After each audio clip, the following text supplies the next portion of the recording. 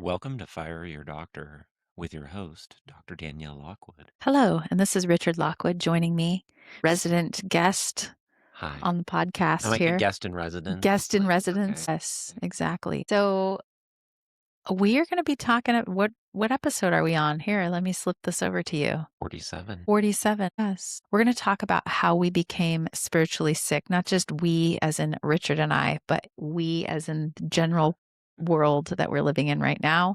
We're going to talk about that this isn't just physical sickness that we're dealing with, it's a spiritual sickness that we're seeing, and it's showing up physically in the body. It's going to show up in your nervous system. It's going to show up in your relationships. It's going to show up in your hormones, your immune system.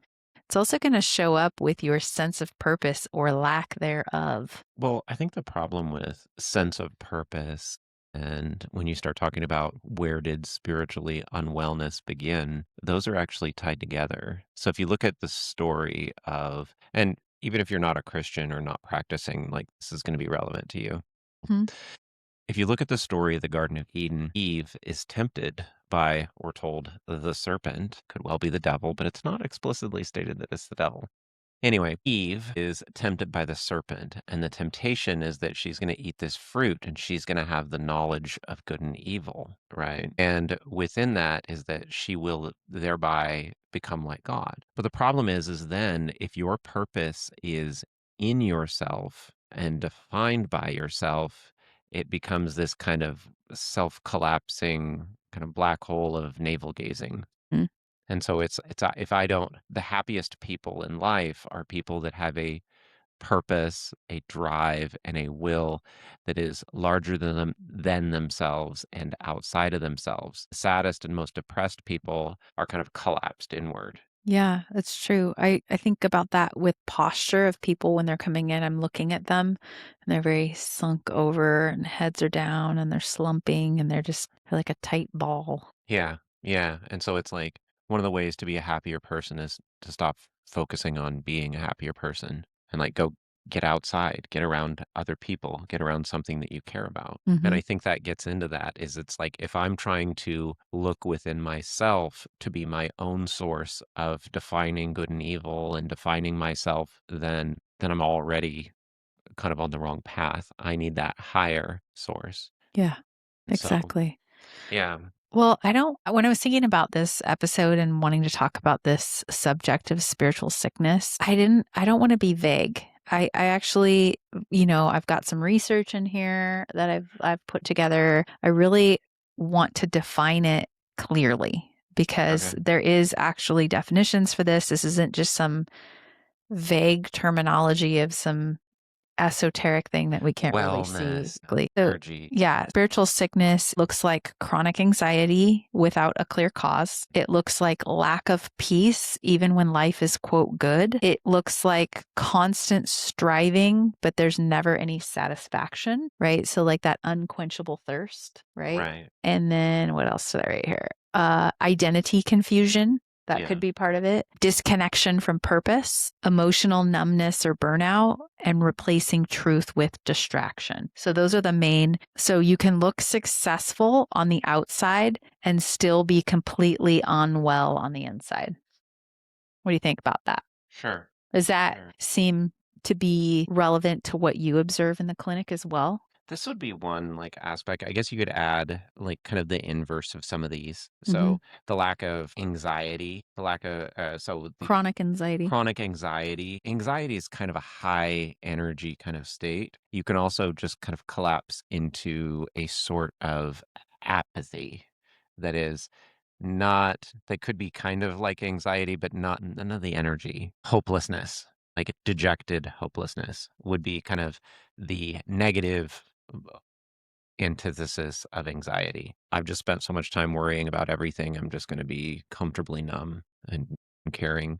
And then Hmm. you could also say lack of peace, even when life is good, constant striving. You could also go into the apathetic, just giving up on life. Like, Yeah, just don't really work anymore. I think all of these could get Yeah, to the you other could. end of the Yeah, spectrum, you is could what you're have that saying. other end. Yeah. So I Yeah. would say all of those, and then lack of peace, and then also there's a type of Basically, people that are masking all of those so they don't really show up and masking them with, say, vices. Yes, we're gonna get into that. Okay, sure. So then we Like wanna living for pleasure, hedonism, all those kind of things. yeah, so the symptoms of spiritual sickness, I'm going to tie this directly to what people feel. So, restlessness equals nervous system dysregulation. Venus is related to dopamine burnout, dopamine being a neurotransmitter, right? Or a neurohormone that is in charge of pleasure seeking And drive. and drive. So motivation. Yeah, well, and serotonin plays a part in that too. But isolation, lack of real connection, overstimulation could be the inability to be still. Fear, we can see that as a chronic cortisol elevation. Confusion, we can see that in a lack of grounding truth, like there's no foundational truth in their life. So we've medicalized symptoms that are often rooted in this disconnection or this spiritual Right. sickness. It's kind of technical. I might have Mhm. actually snuck it into the Mm. book somewhere, but if you've done much with computers and kind of internet servers and things like that, there's something called an SSL, which is that little lock that you see on a website that's a secure website. At this point in the world, pretty much all websites are secure. But SSL stands for a secure socket layer. And that's not so important. But what does matter is if you're coding and you end up creating a self signed certificate, all of a sudden nobody's going to accept it. And so basically, if I make an SSL for my website and it's secure because I said it's secure and nobody else has like kind of verified that, or there's no verification of it, then nobody else believes it. And in a way, we can't really exist as our brain. The software of our brains cannot be self-signed. Yeah. So, like, what does that mean? It means that if I'm a little child, I can't be like, well, I'm okay and everything's great. And it's like, well, my parents beat me and like this and that and the other thing, or you're in this kind of very chaotic environment. You can't really go too far on just a self signed kind of identity. You're not a reliable historian. Well, I just mean that you need other people. So, in the role of a child, your parents are going to co sign on your identity and your stability as a human being and your kind of like reason for existing. As an Mhm. adult, you would need to move into things that are larger than yourself identity as a parent and ultimately member of society, and then also an identity with God, and then you being somebody that was created by God and needs to develop a relationship with God. Well, and the problem with not believing in a God or not believing in a higher power, The you only other thing you would have is other people. right. So then your identity would be made up of your feedback from other people and or your Relationships. accolades from career, or maybe you've Sure. defined it as your bank account, how much money you have, or But that would only be in relation to, so bank account would mean nothing. It would only be a measurement of a hierarchy within society, right, which then would give you clout, like a social status or kind right? of like a standing. Okay, So yeah. But that would actually be more like status as kind of a self-worth. And to a point, you can get some of your identity, and I think it's healthy to get some of your identity from the people in your life, right? Meaning that if you are a human being completely alone and you're like, well, I am living a life of solitude and I pray to God and I live this kind of hermetic lifestyle, sure, there's some kind of spiritual good that might come of that, but also there's a loss of humanity that you get when you don't have to interact with anybody else. yeah, I mean, the concept of you being, say, a monk and just what you're doing is in prayer and meditation all day, Hmm.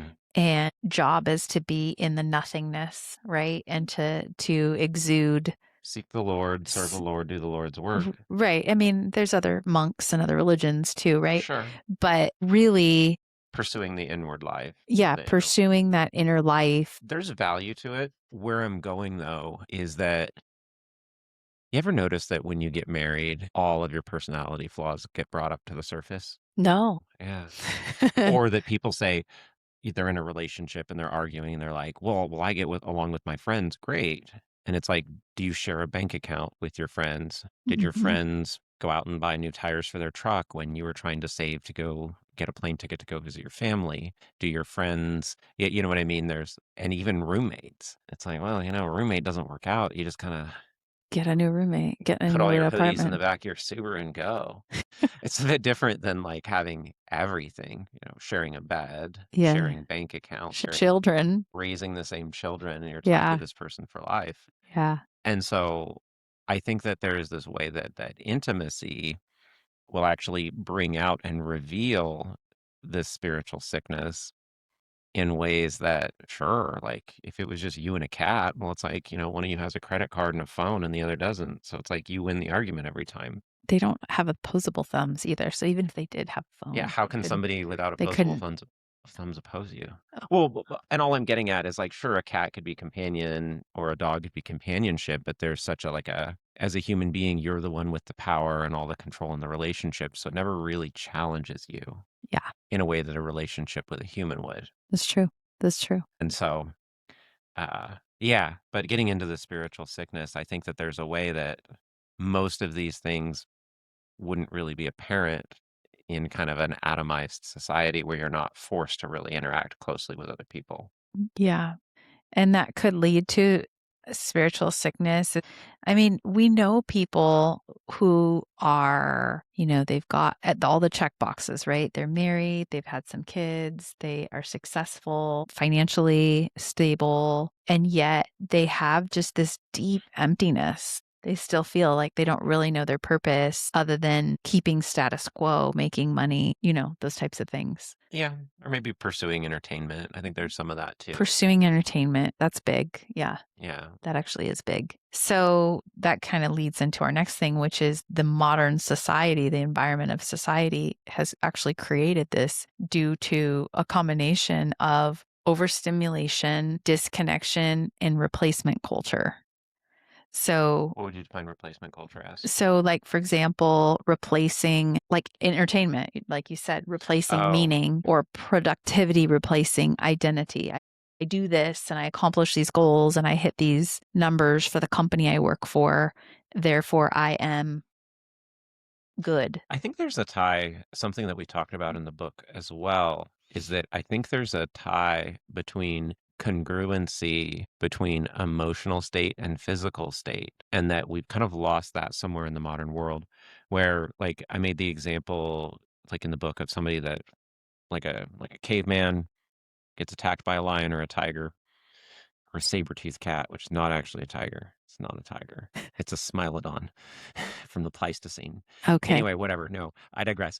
He gets attacked by a tiger. Okay. Option one is the tiger wins and he's dead. It's like, Okay. well, you know what? You go to your maker, and that's the end of the story. Option two is you actually somehow evaded or defeated that tiger. And so that negative stress event of, like, oh, I almost died, is in a lot of ways balanced by, very positive things. Like, I solved a big problem. Oh, there's a tiger gonna eat me. That's a big problem. And so you solved it, but there's also probably very strenuous activity. Like, maybe you ran and found shelter, maybe you found a weapon, maybe you were clever and came up with a strategy, but there's, like, a lot of physical actions that you took. Maybe your new bow and arrow that you just invented, like, really worked, and, like, you got him.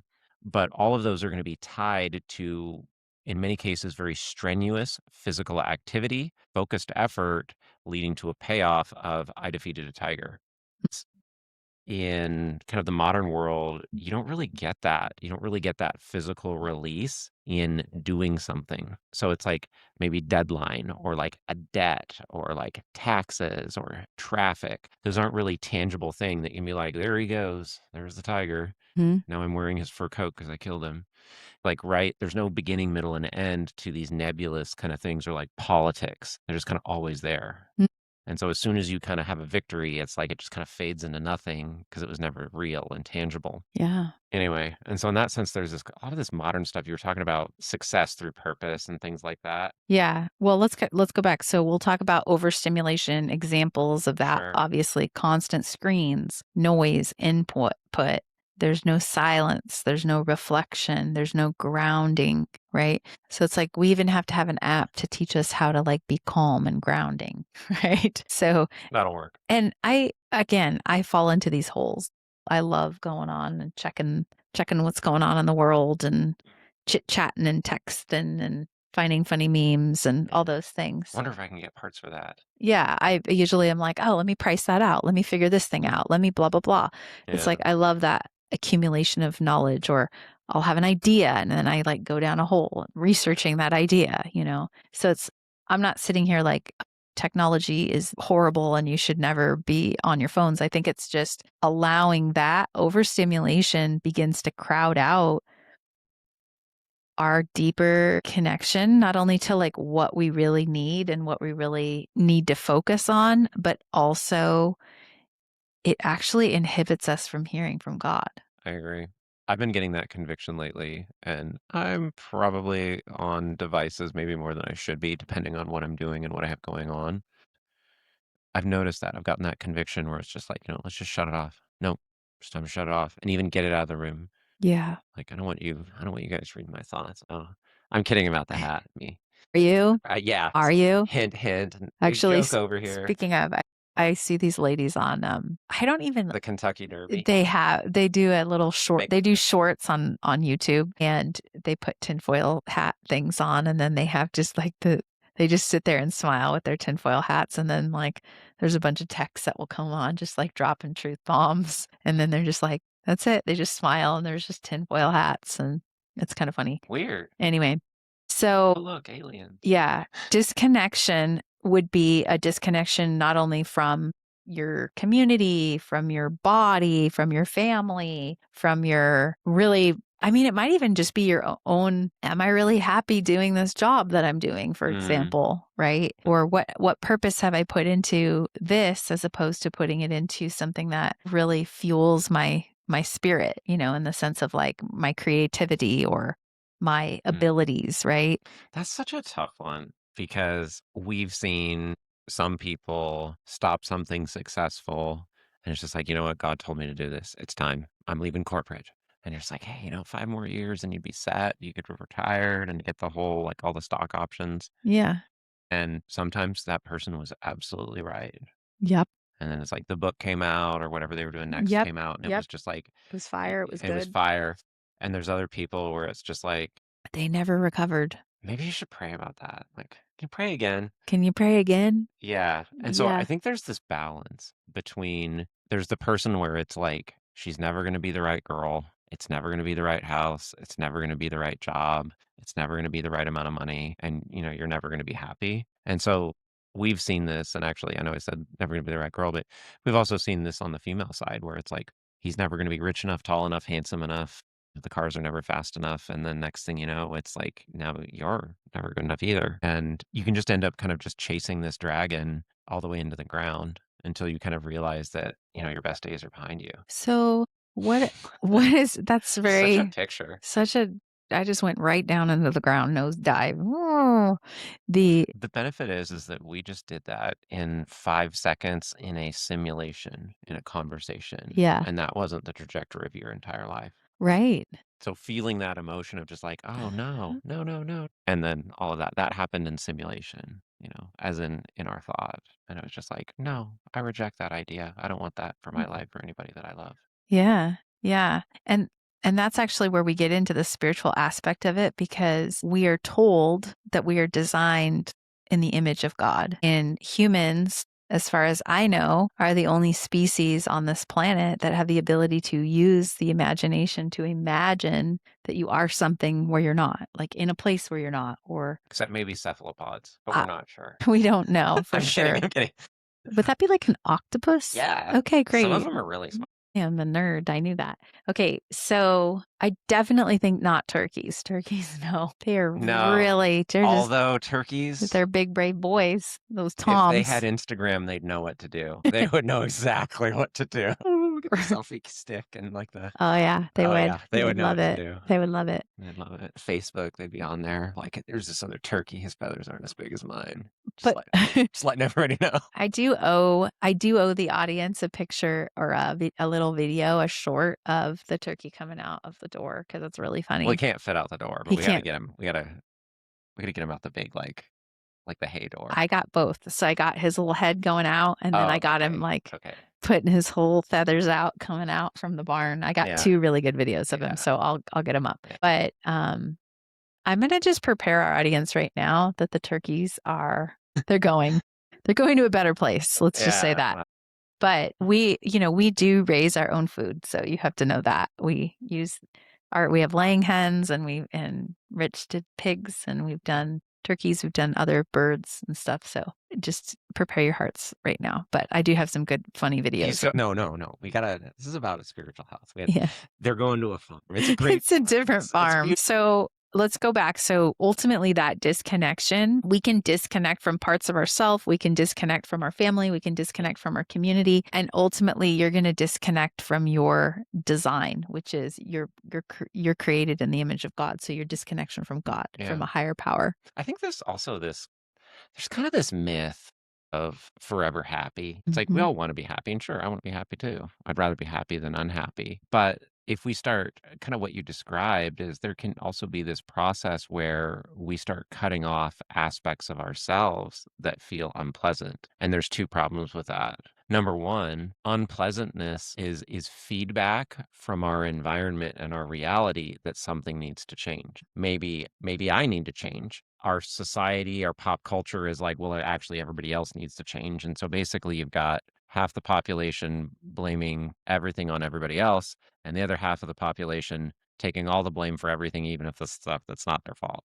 Which one are you? But what I'm getting at is like that cutting off of anything unpleasant is, I would say, an aspect of spiritual sickness because then you're not contending with it because you're not really cutting it off. You're just not looking at it. Hmm. And so And it's that's like just shoving we things start down. like like quarantining ourselves. If you imagine you have this big house and all of a sudden there's a leaky roof and you're like, well, guess we're not going in the bathroom anymore. It's the garage now. And you're like, how's that going to work for your house? Hmm. And then, oh, well, the kitchen doesn't work anymore, so I'll just be barbecuing in the living room Backyard or or the living yeah. room. Yeah. And it's like slowly but surely our worlds just get compressed and smaller. And notice that I use this analogy of the house where it's like eventually you're just kind of camping down in your basement closet because that's the only room that's not destroyed. And so as we avoid these kind of unpleasant problems, or this, I wouldn't even call it unpleasant problems, I would call it feedback from the environment.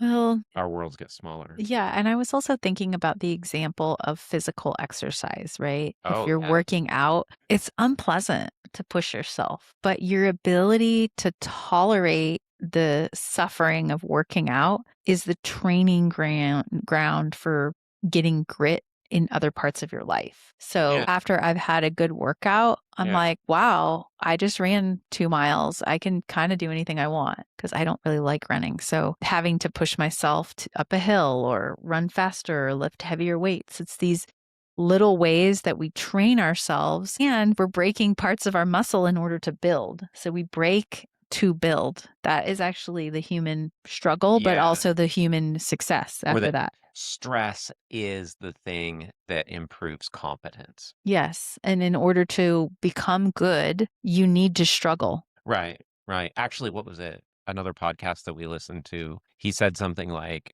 people will pray that God would just keep them safe all the time, and God's just kind of up in heaven, and not to put words in God's mouth, but if God were to answer that prayer, he would have to make you like a infant for the rest of your life. Yeah. You would be spiritually, career-wise, you would always just be at best an adolescent that was entirely cared for. And so you actually see this progression throughout the Bible with different characters. And so it's like, do you want to be protected and just completely incompetent? Or do you want these kind of challenges and these hard things that you're going through to actually make you into a person that just kind of deal with it? Yeah. And at the end of the day, when we think about raising our kids, we want them to be competent, empathetic people who contribute to society and know how to do hard things. Yeah. And I think that they want to do that. Part of stress and this fear and all of this stuff is looking at what you have to do and not feeling up to the task of doing it. Yes. And then who do you lean on? Well, number one, I mean, lean on God. And number two, uh, I don't know, just there's a certain amount of overcoming that just has to happen. Yes. Like, so some things, actually, that's a really good question. Is there's kind of this thing that you'll see in some of the kind of sobriety movements, 12-step programs, where it's like people are burning energy and like emotional energy on the things that they cannot control. but they're not actually taking the effort to address the things that they can control. And so I think that's a big aspect to spiritual health. It's just like, hey, take out the garbage, Yeah. go for a run, be physically healthy. Well, just like with our son, we don't want him to be a boy who's afraid of, like, taking the garbage out Oh, or sure. Yeah. touching gross things, like That's actually real talk as recent. real Yeah. talk recent, Yeah. and Because and that ultimately you're just that was a hard conversation to have with him yeah. because he is kind of in that tween time I don't where want he's to. still a kid and he's just like, "I don't wanna do that." I don't want to touch that. But you really had to be firm with him. Maybe Are you talking just about that conversation? yeah, maybe don't like, No, it's I okay. We don't don't wanna, need the like, details. give the details of Yeah. it, but can you just give the Where advice I got. and just yeah, where you got because you went and prayed about it. Yeah. You were like, "Okay, God, like, help me parent this kid. Like, what do I say?" 'Cause I can't lecture you. I can't do anything. And it's just not getting it. Just not getting it.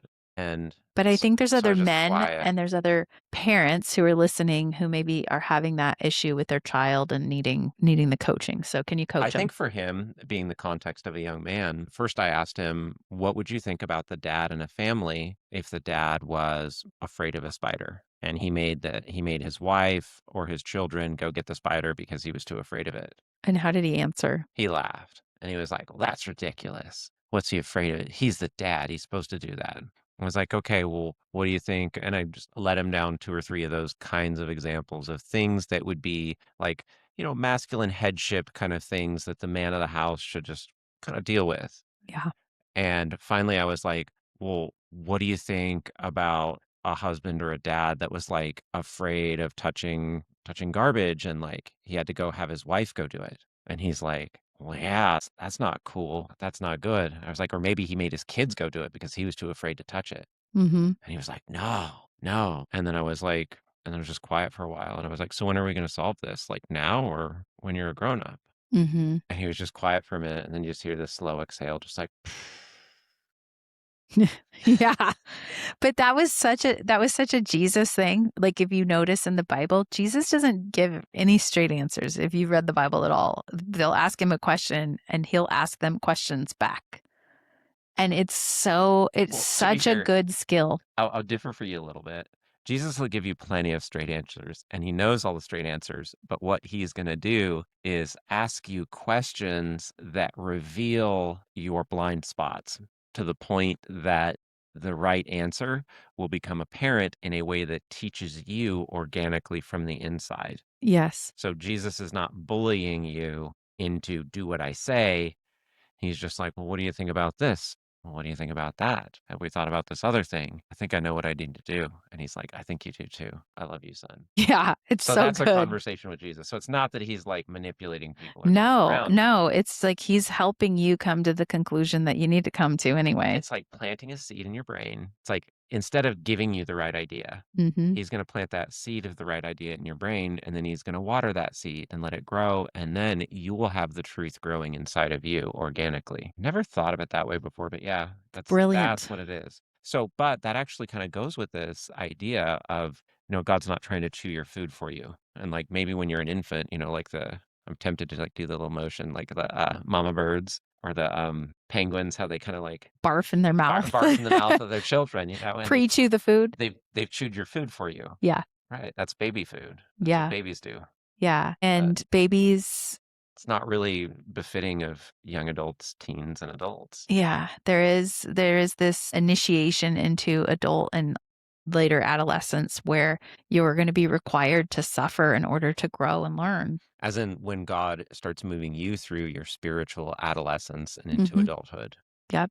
You're gonna have to learn how I was talking to somebody at church today, and I was like, "Yeah, it sounds like God is teaching you." And he's at first, you're gonna be like a 2-year-old, you're just wobbling around barely on your feet. Or like an 18-year-old Yeah, or a exactly. 20-year-old trying to Yeah. navigate relationships but Yes. that's what I mean. I mean, like when we're talking about all this spiritual health stuff, it's just like, sure, you can get to a point as a young adult where you're like, got a job, maybe you got an apartment, got some roommates and stuff like that. And it's just like, it's a little bit different though when now all of a sudden you have a wife and children.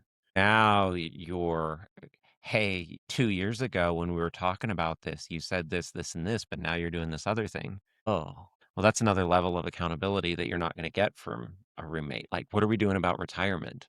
Your Yeah. cat's never gonna bug you about retirement, How's the 401k doing? but your wife or your husband, I mean, these types of people are like, "Hey, what are we gonna do about the kids? What are we doing about this?" And so there's just this higher level of accountability that you get, which isn't bad. It's Different. actually in a way good Yeah. because it's gonna force you to grow. Yeah. Okay. Let's move. So, yes. So, and then, Yeah, you had a bunch of research yeah. coming up. And You then, ready? yeah, let's do this. Okay. So, this is a 2015 study out of Perspectives in Psychological Science journal. It's on loneliness and mortality. Hmm. It actually said that loneliness increases mortality risk by 26 to 32%.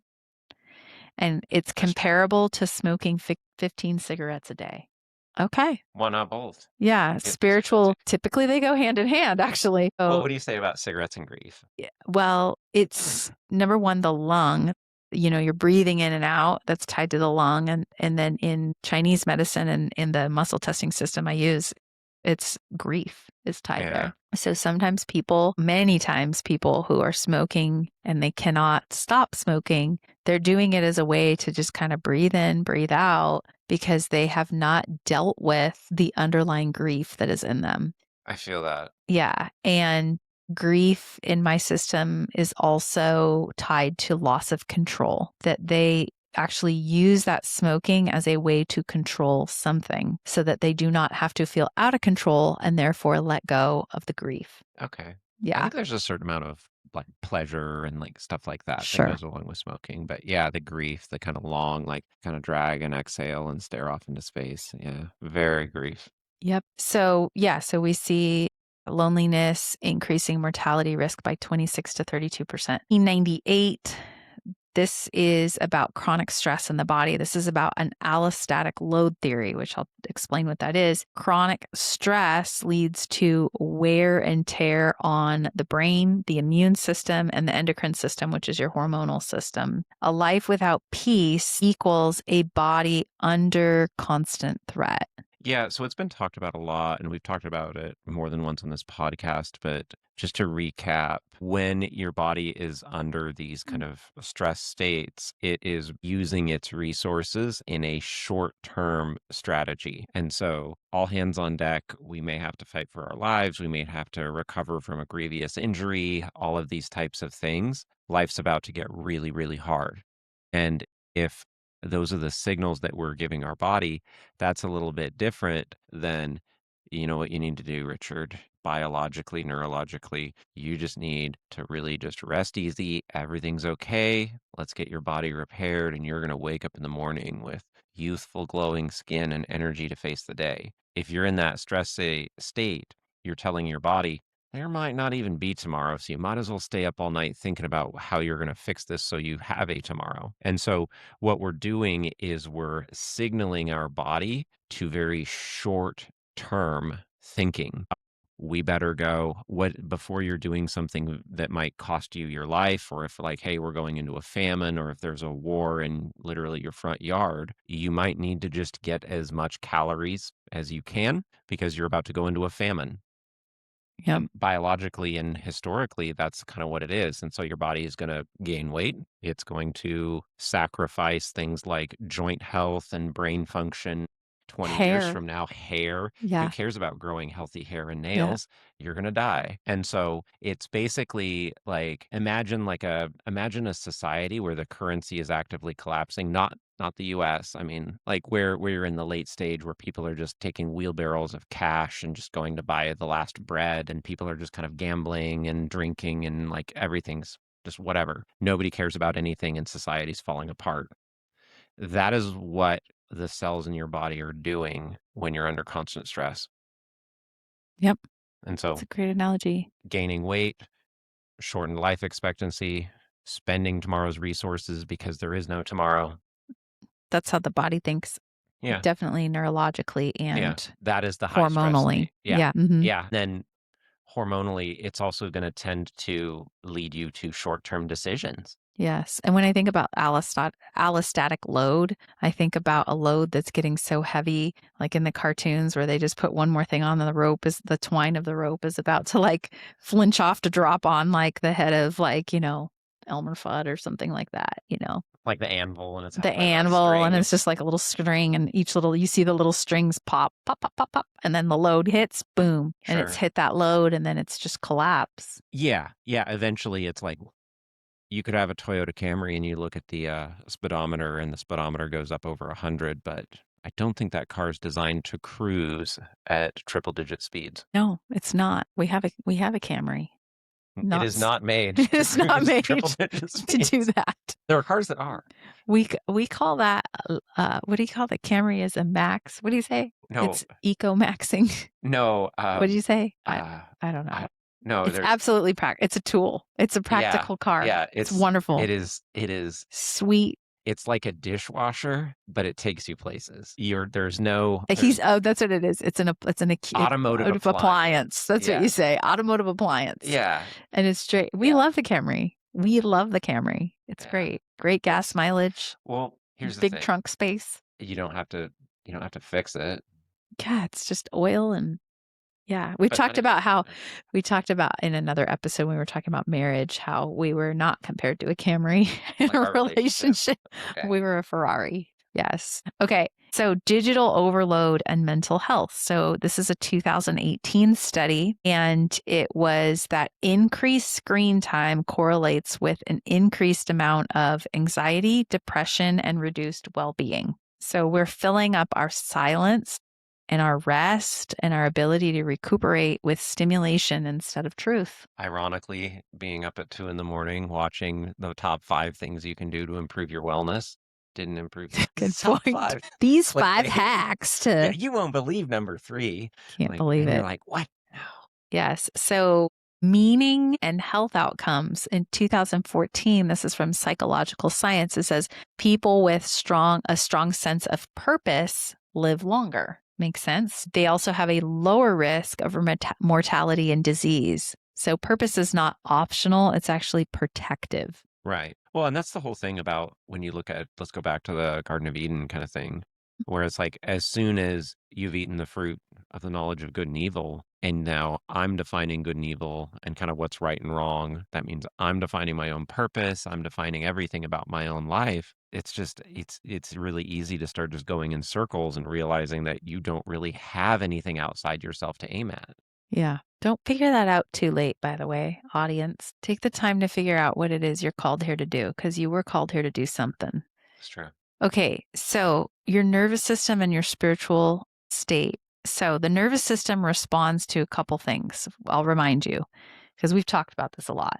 Safety, truth, and connection. So safety, truth, and connection. Spiritual disconnection is a perceived threat, and that then creates a psychological stress. Your body cannot live in peace if your spirit is not anchored. So let's go back and review something really quick. This was from maybe 2 episodes again. We talked about the mind, body, spirit, and soul. We talked about the 4 parts, right? The spirit is the place that gets ministered by the Holy Spirit. So if you've accepted Jesus in your heart, he's your Lord and Savior, you have that connection with God.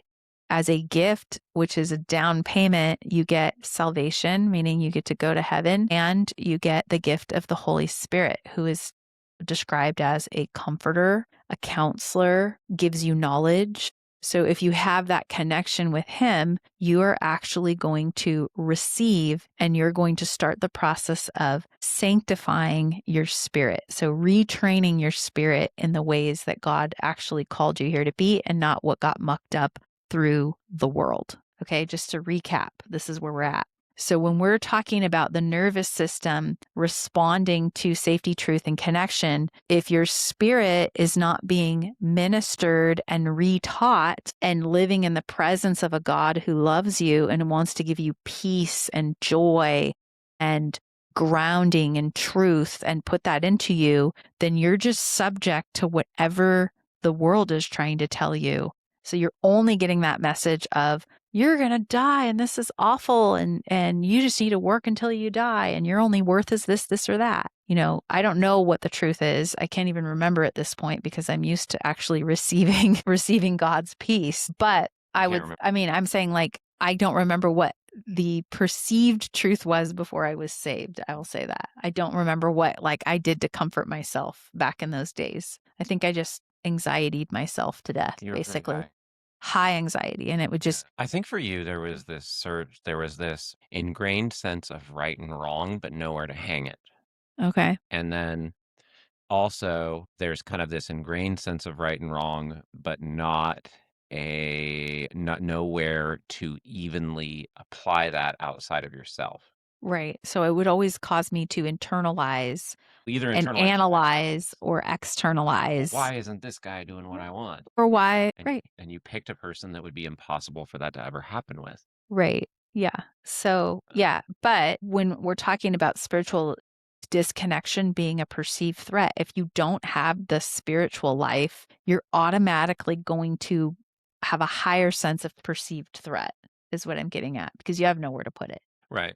And ultimately, there's no, I think that you're just left with so many problems because you can either just fall into narcissism where you would tend to blame other people or your environment as an ego defense, or it's just like, here I am, a person just floating in the world, and somebody else thinks I'm the problem. And I look at myself, and if I'm honest, I can see there's tons of problems with me. So maybe they're right. Mhm. Okay, well, if that person's right, I should just kind of apologize and do what they say. At which point, you make yourself a magnet for very hostile or people with like bad intent, I should say. And so Mhm. having a relationship with God and a indwelling of the Holy Spirit is kind of like a third party that can act as kind of an arbiter where it's like, what do I need to do here? And it's just like, hey, you know what? Maybe you're wrong right now. Yes. And it's like, Lord, be gentle with me in that because I don't want to just like just smash myself on the rocks of just the nakedly staring at my own shortcomings and destroying myself. But on the other hand, I don't want to be deluded into thinking that it's like it's always going to be the other person's fault and I'm over here perfect and never actually grow. And worse yet, or just as bad as never growing, end up harming other people because I don't want to deal with my own things. Or maybe never even getting as far as I could because I just squandered my resources Yeah. or like opportunities and people. So, ooh, relativism. Yeah, getting to that, which is, really my kind of like long speech about that was really about if you don't have God, then you're forced to internalize or externalize your God. You're going to do that. And so we're going to talk about what that is. So, You're truth, either you become a narcissist or you become a potential a victim victim of of a a narcissist. narcissist. Yep. If you don't have that kind of God, if you don't have God to help define you and give you direction, you either become a narcissist or you follow a narcissist. Yeah. So truth is very stabilizing. When you are in the presence of truth, it's very calming, it's very stabilizing. Fusion it sets you free, friends. It Uh, does. And destabilizes. It's very Let's like chaotic. let's break that down a little bit because a Yes. lot of people would look at say like a Christian life and they'd be like, "Well, it sounds like a lot of rules and discipline. Like, I'll go over here to Pleasure Island and Where I then can really be free. I'll be free." Now, truth. Okay, actually, this is a good talk. Rights always come with a responsibility. In contrast, a privilege is something that is kind of given, but you just kind of get it because, thanks for being you. So it's like you have the right to vote, but you also have the responsibility to be a citizen in a country in good standing, right? So I think that we have this way that it's like we all want the perks of freedom, but not the responsibility of freedom. Yep.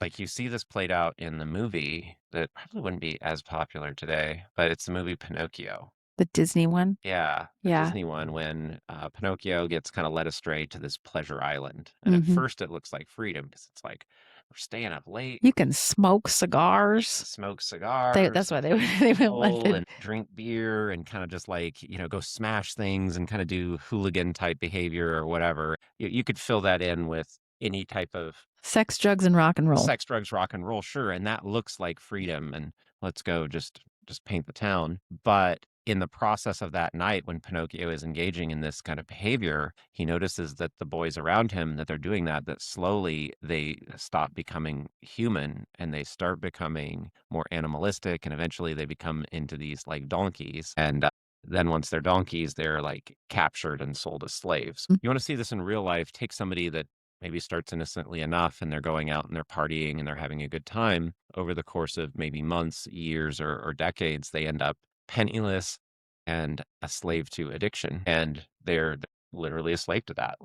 They will go steal. It is the Sell dominant themselves. yeah, it is the dominant factor in their life is this addiction. And over time, this freedom without the responsibility to kind of steward and maintain that freedom results in slavery. And so in life where that shows up, it's like, okay, hey, let's just have free sex. And it's like, yeah, you know what? Then you're 40 years old, 50 years old, 60 years old, you don't have children maybe you don't have a marriage that's working. You don't have all of the things that you would have had you developed that earlier in your life, and now that you've kind of spent it on just kind of pleasure, maybe that's been stolen from you forever. Yeah, it's So, true. a lot to think about. Modern culture promotes something called relativism. Relativism removes absolutes and creates internal chaos. You do you, boo. You do you. So good. So let's talk about that from a physiological standpoint. T equals a stress signal. There isn't a person who I see Actually, there's a as lot a of good patient. stats in this. I didn't know you were gonna get into this. Yeah, but uncertainty. People want certainty. Okay, have you ever taken your kids to go get ice cream? Don't answer that. But if you've gone to give your kids ice cream, actually, no, we were in line when we took the kids on a trip recently, and somebody else was having a heck of a time getting their kids to like choose. And so finally, the mom was like, "Okay, here's your three choices. Here's three, one, two, three, and then okay, what's two?" And it was just like just trying to nail down what the kid wanted.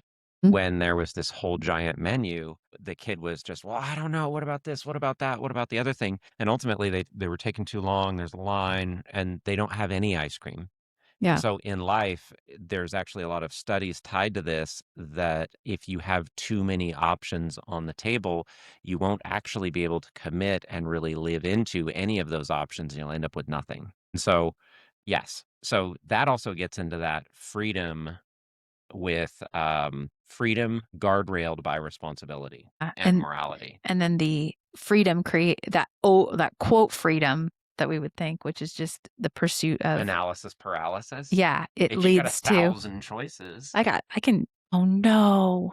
it's Did fine. It's fine. No, you're making it worse. You're nope, making it got worse. it. I got it. Okay. I got Okay. it. It's the camera. We don't The need to fifth member of our cast, yes. who is not a turkey and Yeah. not, well, I'm not a turkey either.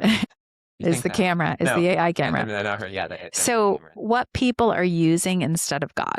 Yeah. So, they're using achievement. They're using, well, hold on, let's back up. Before we get into this, can you give a quick definition of relativism? Relativism, this wouldn't be like an Oxford dictionary, but basically it's the idea that each of us defines our own truth and reality and lived experience, and nobody's truth is anybody better than anyone else's. Okay. So, in a way, functionally, this can work to a point, but the next level of relativism would be consensus, where a lot of people, and maybe a whole society agrees, and this is what we value, this is the truth, this is not the truth. But Yeah. right now, we're kind of socially, we've cast such a wide net that we really don't have a societal agreement on what is good and bad. We don't have societal agreement on what is truth. And so every person is left in this kind of no man's land of depends on what political affiliation you're in, or if you're in church, or if you're some other religion, or if you're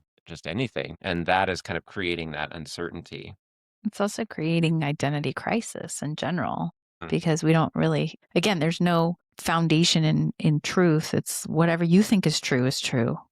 It's Yeah, very vague and very like hugging a cloud. there's also just kind of this factor of they call it in sociology, it's a social anomie, which is this just idea of just getting into these huge mega societies where there's just millions of people in a city and you're in a crowd, everyone can see you, but at the same time, you're just kind of another clone. Like you lose a lot of your kind of individual identity. Mm-hmm. And I think that also is this thing where people are just acting out so much just to have some kind of uniqueness. And to matter in some way. Well, yeah. Yeah. I mean, outside of God, it's just we're just some kind of cosmic mistake. Yeah, it's really a bleak existence, Eh, honestly. Existential dread much. Yeah. So let's go back. Okay, so that's Yeah, relativism, and relativism. that is actually There's a no objective truth. there's no objective truth. There's no real good or bad. Yeah, that's what we were saying when we were like, Yeah. You do you, bitch." That's just what it is. You do you, whatever you want. It's you, whatever makes you happy. Yeah, it's very interesting. That being said, if we don't have God, we use things like achievement, control, relationships, substances, distractions, and self optimization, right? You might actually just try to biohack yourself. Yeah. I would say even actually what's funny is a subset of self-optimization and biohacking would be drug abuse. Yeah, If you think about it, somebody that's taken uppers, downers, sideways, party drugs, chill drugs, like all this kind of stuff, somebody that's really living that addicted lifestyle. they're trying to regulate their Yeah. mood all the time. Yeah. They're very much, I want to feel, This, I want to feel good. I want to feel yeah. down. I want to feel this. And Mhm. they're using something externally to do it. Yeah. Yeah. And what's interesting is like chemically, at least at first, until you're just well down the addictive, like at first you could give yourself a high and a dopamine rush that would be the equivalent of like accomplishing a lifelong dream Yeah. and just kind of, okay, well, that was a great Friday night. Yeah. But you did it for a couple $100. Right. Right. So we've replaced that surrender with control, and our bodies then pay the price for that. We've what placed? Oh, Surrender. And so when we're looking at healing, spiritual healing includes stillness, prayer, truth, repentance. Repentance is turning away from the thing you know is not good for you and realigning yourself.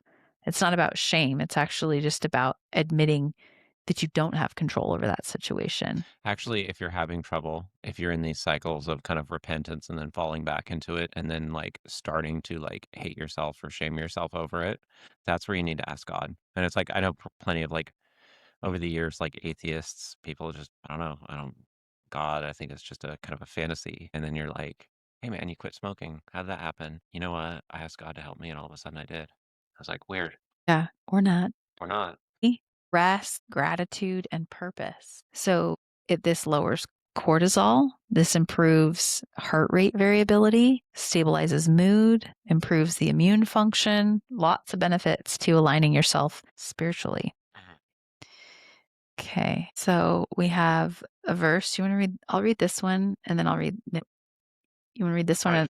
Okay, so this is It's your quote. Jeremiah chapter 2, verse 13. This is the amplified version.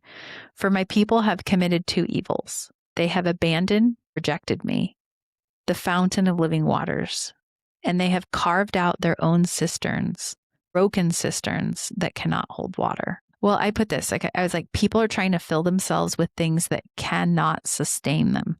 Do people know what cisterns are? Yeah, we'll go back to that in a second. And this is about what's called spiritual dehydration leading to a physical consequence. Okay, so let's unpack it up. So, a cistern is a large container or like even like a well kind of area, Yeah. right? That holds water. It's an in-ground water storage tank that they would make at the Middle East. Yes. But they have modern cisterns too, but whatever. Anyway. So, I love this for water. so many reasons. Number one, they're talking about a fountain of living water. That is actually a reference to Jesus Christ, the Messiah, who comes later on, and he is the quenching the thirst, and he is the living water continually. Now let's go back to what's a broken cistern. Give me a real world. Is he actually talking about people are out back digging wells? No, they're What's a talking. broken cistern? I'm almost thinking I was thinking like a bladder that holds the water that they're trying to drink, like a canteen type of deal. No. Okay, here. So the cistern is this underground water storage reservoir that they would make in the Middle East. A broken cistern means that you are pouring your resources. So you're pouring your kind of blood, sweat, tears. You're making effort because you would fill a cistern. Oh, to try to fill it up. So Yeah. a well is already full, right? Yeah. A cistern is like, hey guys, let's go get water out of the river during the rainy season, and we're going to save that water until the dry season. So a cistern is like, hey, let's save water so when there's a drought, we can go to this cistern. And what God is saying in this Bible verse is he's saying that the people of Israel were kind of like taking all of their water and they were pouring it in these cisterns, but these cisterns were compromised, so the water was draining out. So what does that mean in a real world level? Number one, functionally, hey, you have a cistern and it has a hole in it. But in the analogy, what the Lord is saying is that we are taking things in our life that will not actually hold the grace that we're putting into it. So it's like if I pour all of this effort into winning a jujitsu tournament, I might feel good for a little while, Mhm. but is that going to hold spiritual water for me for the rest of my life? Mm. No, it's going to drain out. What if there's a promotion at work or a new car or even a relationship? Like, hey, I got the girl, roll the credits, and the jets fly over top like Top Gun. Mhm. We got a motorcycle somewhere in there too. I don't know. Goose didn't make it. The point is, like that would be a peak moment, but sooner or later, you and your new girl is just like, "Hey, hon, I changed the last diaper. You get up." You know what I mean? The honeymoon's over. And so if we are taking things that are temporary and are flawed and are human, and we're pouring our identity and using that to hold our life force, we're always going to be draining out of it. Yes. In the first line, it says, "For my people have committed two evils." The first evil he talks about is they have abandoned and rejected me, Mhm. meaning God, who defines himself as the fountain of living waters, Right. meaning it's a spring that can just bring water into your cistern without Well, effort. living water, meaning it's Yeah, always flowing. always There's always flowing. new water. It's always going to satisfy you. You're never going to be thirsty. You're never going to need. And then the second thing is, if you have a spring mountain of living water, you notice I said that they cisterns were the way that they did it in the ancient Middle East. It's a desert. If you are with God, you are in that spiritual plenty, and you will not be in a spiritual desert. Yeah. And so you will not have a need to put your identity into these things.